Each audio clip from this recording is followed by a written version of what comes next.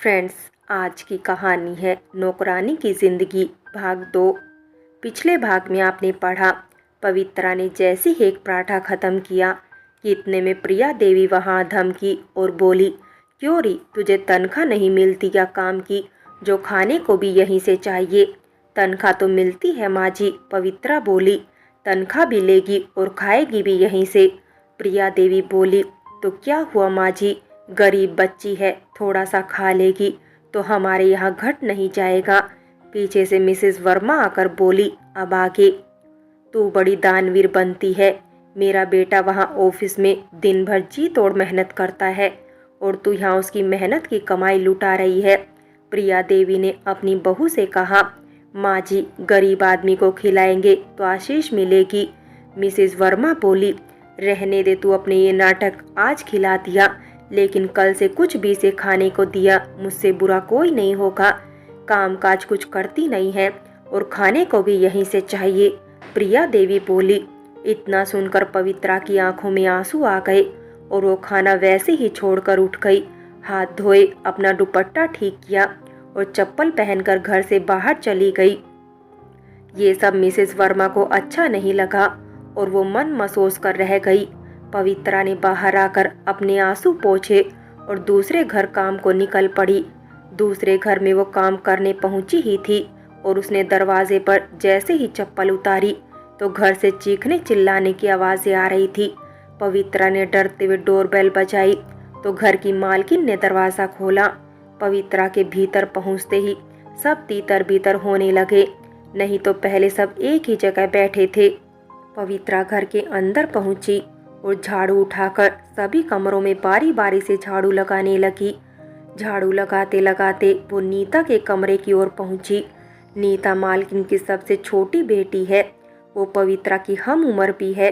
पवित्रा ने देखा कि नीता सुबक रही थी। उसने नीता से पूछा, क्या हुआ छोटी दीदी, किसी ने कुछ कहा क्या? देखना पवित्रा, एक दिन मैं मर जाऊंगी। नीता बोली, लेकिन क्यों, ऐसी बातें आप मुंह से क्यों निकालती हैं? पवित्रा बोली, मैं उसके बिना नहीं रह सकती और ये सब मुझे उससे मिलने नहीं देते। नीता बोली। कौन, वो सैलून वाला सलीम? पवित्रा ने पूछा। हाँ, मैं उसे कितना चाहती हूँ और वो भी मेरे ऊपर जान छिड़कता है, लेकिन मेरे घर वालों को मेरा उससे मिलना जुलना पसंद नहीं है। नीता बोली। तो अब क्या करोगी आप? पवित्रा ने पूछा। मैं उससे ज़रूर मिलूंगी, देखती हूँ ये सब मुझे कैसे रोकते हैं। नीता बोली। लेकिन दीदी, ये तो गलत होगा ना, आखिर ये आपके घर वाले हैं। पवित्रा बोली। मुझे अब किसी की परवाह नहीं। नीता बोली। लेकिन ये तो अपने हैं, वो पराया है। पवित्रा बोली। लगता है कि तू किसी को चाहती नहीं है, तभी ऐसी बातें कर रही है। नीता बोली। मेरी जिंदगी में ऐसी फालतू बातों के लिए कोई जगह नहीं है। पवित्रा बोली। जब किसी से प्यार हो जाएगा ना, तब तू ऐसा नहीं कहेगी। नीता बोली। वो तो वक्त ही बताएगा। पवित्रा इतना कहकर दोबारा अपने काम में लग गई। उसने उस घर का सारा काम निपटाया और चल पड़ी दूसरे घर में। मिसेस गुप्ता के घर जाने का उसका मन नहीं था, क्योंकि मिसेस गुप्ता का भाई आजकल विदेश से यहाँ आया हुआ था और वो पवित्रा पर ही नजरें टिकाए रहता था। जवान लड़का होता तो भी बर्दाश्त कर लिया जाए, लेकिन वो तो 50 के ऊपर का ही होगा। साथ में उसकी पत्नी भी आई है, जो कि अपने पति को ही देखती रहती है कि उसके पति की निगाहें किस ओर उठ रही हैं। जैसे तैसे तो मिसेस गुप्ता के बेटे से पीछा छूटा था। अब उसकी नौकरी लग गई तो वो दूसरे शहर में रहने लगा, लेकिन मिसेस गुप्ता के भाई से पवित्रा कैसे पीछा छुड़ाए, वो यही सोचती रहती है। सारे घरों के काम निपटाकर वो घर पहुंची तो उसने देखा कि उसका जीजा विवेक आया हुआ है। पवित्रा को देखते ही उसके मुंह से लार टपकने लगती है। वो कई बार पवित्रा को इशारे इशारों में अपने बिस्तर पर आने का न्योता दे चुका है, लेकिन पवित्रा है कि टस से मस नहीं होती। विवेक के सुर्ती से रंगे लाल दांत देखकर ही पवित्रा को घिन आने लगती है, लेकिन जीजा है इसलिए उसे बर्दाश्त करती है। एक बार तो विवेक ने ऐसी हरकत की थी कि पवित्रा डर से कई रोज सो भी ना सकी थी। तब उसकी जीजी का नया नया ब्याह हुआ था और पवित्रा तब ना समझ थी। उसकी जीजी ने शादी के बाद पहली बार उसे बड़े प्यार से अपने घर बुलाया था उसने कहा, एक दिन मेरे साथ रुककर घर चली जाना। पवित्रा मान गई। दोनों बहनें एक ही बिस्तर पर लेट गई और पवित्रा की जीजी आरती ने अपने मर्द का बिस्तरा अलग लगा दिया। देर रात विवेक घर लौटा और खाना खाकर अपने बिस्तर पर लेट गया। आधी रात के बाद पवित्रा को अंधेरे में अपने बदन पर कुछ रेंगता हुआ सा महसूस हुआ। उसे ऐसे लगा कि जैसे उसके बदन के उभारों को कोई टटोल रहा है। वो फौरन उठ बैठी और बोली, कौन है? आरती भी उसकी आवाज़ सुनकर जाग उठी और लाइट जलाकर बोली, क्या हुआ पवित्रा? अब वहाँ का दृश्य देखकर सब कुछ साफ हो चुका था, क्योंकि विवेक पवित्रा के पास ही बैठा था। ये देखकर आरती बहुत गुस्सा हुई और विवेक से बोली, तुझे शर्म नहीं आती? अपनी बीवी के होते हुए एक बच्ची पर हाथ डालता है। हाँ हाँ, नहीं आती मुझे शर्म। जो करना है कर ले। तेरे जैसी बदसूरत औरत जो मिली है मुझे, इसीलिए तो मुझे कहीं भटकना पड़ता है। और उस रात इतना कहकर विवेक घर से बाहर चला गया। आरती की कमाई का पैसा छीनकर वो चकले पर जाता है और रातों को वहीं पड़ा रहता है। जब उसके हाथ में पैसा नहीं होता तब उसे आरती की ज़रूरत होती है, केवल अपनी हवस मिटाने के लिए। आरती तो चाहती है कि कब विवेक की आरती उठे और उसे छुटकारा मिले।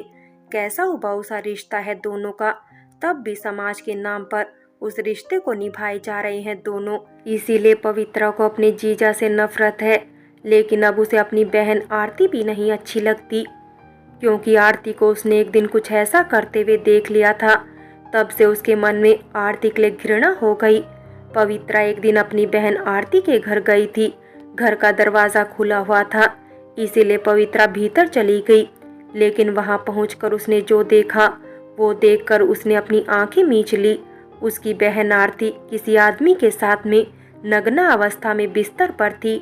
जैसे ही आरती की नज़र पवित्रा पर पड़ी तो उसने चादर ओढ़ ली और उस आदमी ने वहीं पड़ी आरती की साड़ी से अपना तन ढक लिया। पवित्रा का मन गलानी से भर गया और वो सीधे घर से बाहर चली गई। पवित्रा ने घर पहुंचकर अपनी माँ सरिता से तो कुछ नहीं बताया, लेकिन मन ही मन उसे आरती से नफरत हो रही थी। जब शाम को आरती उसके घर आई तो पवित्रा ने उससे मुंह फेर लिया और उससे बात तक नहीं की। आरती सब कुछ समझ चुकी थी, इसलिए जब उसे पवित्रा अकेले में मिली तो उसने उससे बात करने की कोशिश की और पवित्रा से कहा, मुझे पता है कि तुम मुझसे क्यों नाराज है।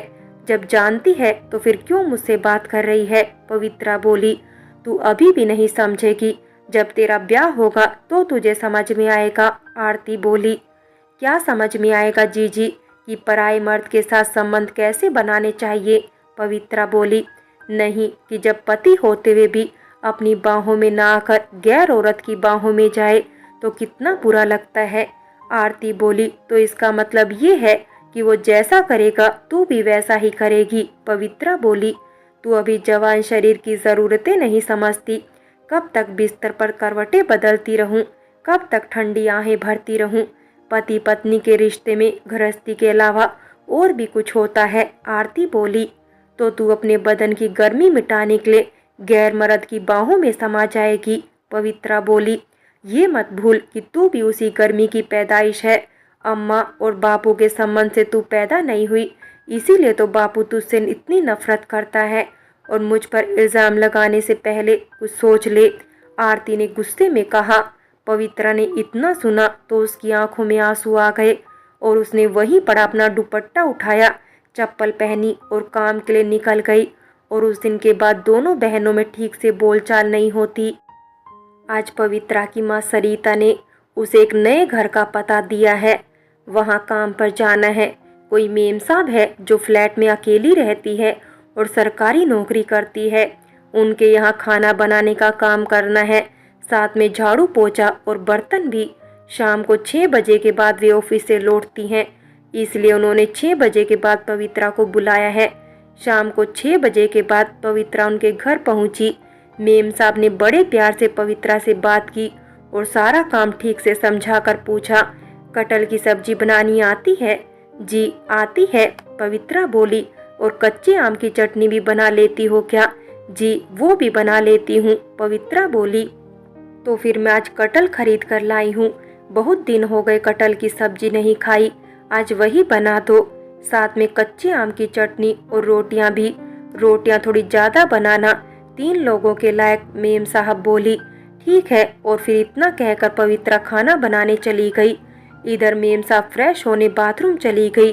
फिर फ्रेश होने के बाद मेम साहब टीवी देखने बैठ गई। कुछ देर के बाद खाना तैयार हो गया। खाना तैयार करके पवित्रा ने टेबल पर लगा दिया। इतने में दरवाजे की डोरबेल बजी और मेम साहब ने दरवाज़ा खोला। दरवाज़ा खोलते ही एक शख्स हाजिर हुआ और उसने फौरन ही मेम साहब को बाहों में भरकर उसके होठों का चुम्बन ले लिया। ये सब पवित्रा देख रही थी। जब मेम साहब को उन साहब ने छोड़ा तब साहब ने देखा कि उन्हें पवित्रा देख रही थी। वे बहुत शर्मिंदा हुए और सबका ध्यान हटाने के लिए कोई और बात करने लगे। कुछ ही देर में पवित्रा बोली, तो मेम साहब मैं चलती हूँ। अरे खाना तो खाकर जाओ, मेम साहब बोली। माँ ने खाना बना लिया होगा, मैं वहीं खा लूंगी। पवित्रा बोली, मैंने इसीलिए तो 3 लोगों का खाना बनाने को कहा था। अगर नहीं खाना है तो एक डब्बे में पैक करके ले जाओ, वहीं खा लेना, मेम साहब बोली। फिर क्या था, पवित्रा ने अपने हिस्से का खाना पैक किया और घर चली गई। घर आकर उसके दिमाग में वही साहब घूम रहे थे कि आखिर वो कौन है। माँ ने तो कहा था कि मेम साहब अकेली रहती है। इतना सोचने के बाद खुद ही बोली, मुझे क्या लेना देना मेम साहब और साहब से, उनकी ज़िंदगी है वो जाने, मैं क्यों सोचूं भला उनके बारे में। 1-2 दिन बाद वहाँ पवित्रा को काम करते हुए यूं ही बीते। उस दिन इतवार था और पवित्रा सुबह का काम करने मेम साहब के घर पहुंची। सुबह का नाश्ता और दोपहर का खाना बनाकर वो जैसे ही लौट रही थी, उस दिन वाले साहब फिर से आ धमके। पवित्रा चुपचाप घर लौट आई और शाम के उनके घर पहुंची। देखा तो दरवाज़ा खुला हुआ था, मेम साहब हॉल में नहीं थी। उसने आवाज़ लगाई, मेम साहब आप घर पर है ना? तो मेम साहब तौलिया लपेटकर बेडरूम से बाहर आई और उसे पूछा, दरवाज़ा खुला था क्या? जी हाँ, दरवाज़ा खुला था, पवित्रा ने जवाब दिया। मेम साहब ने अपने बेडरूम में किसी से कहा, नील कम से कम मेन डोर तो बंद कर दिया करो, ये तो गनीमत है कि पवित्रा आई है, कोई और आ जाता तो। शिवानी डार्लिंग सॉरी, अब याद रखूंगा। और फिर बेडरूम से केवल हाफ पैंट में वह साहब निकले। हाफ पैंट के ऊपर उन्होंने कुछ भी नहीं पहन रखा था। उन्हें देखकर पवित्रा आज फिर सदमे में आ गई, लेकिन बोली कुछ भी नहीं, चुपचाप अपना काम करने लगी। और मेम साहब ने उसे छोले और पूरी बनाने को कहा तो उसने वो बना दिए और बर्तन धोकर अपने घर को निकल गई। पवित्रा को कुछ भी समझ नहीं आ रहा था, अगर ये मेम साहब के पति नहीं है तो दोनों इतना घुल मिलकर क्यों रहते हैं, बिल्कुल पति पत्नी की तरह। या हो सकता हो कि दोनों की सगाई हो गई हो और दोनों की शादी होने वाली हो। जो भी हो, उन दोनों का मामला, मैं क्यों अपना सिर खपा रही हूँ। और यही सोचकर पवित्रा ने मेम साहब के बारे में सोचना बंद कर दिया। फ्रेंड्स, बाकी की कहानी अगले भाग में देखें। और अगर कहानी अच्छी लगी हो तो लाइक करें, शेयर करें और प्यार भरी कहानी चैनल को सब्सक्राइब करें।